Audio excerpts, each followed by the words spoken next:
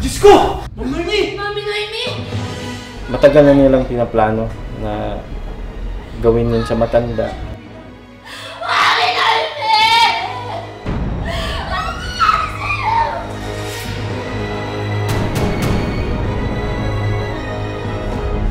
Sa dining hall na ito ng pamilya Dakoy-Koy natagpuan ang bangkay ni Ma'am Noemi. Sa banda rito nakita ang kanyang ulo, narito ang kanyang katawan. Nakadapa, duguan, at wala ng buhay. Jerry ka! Mami! Sir, bawal kayo dyan, sir. Nakita ko yung kanyang leg and yung pataas sa kanyang ulo. And sumaitim, yung strangulation nga, nahirapan. At that moment, of course, wala kang ibang iniisip kundi talagang magdasal. Question mo, bakit nangyari? Sino gumawa? Bakit? Magandang araw po, Ma'am Noemi. Pwede po ba kayo makausap?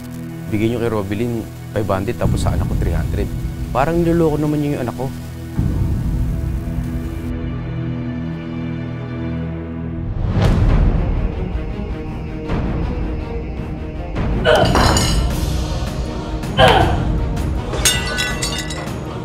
Tuluyan mo na.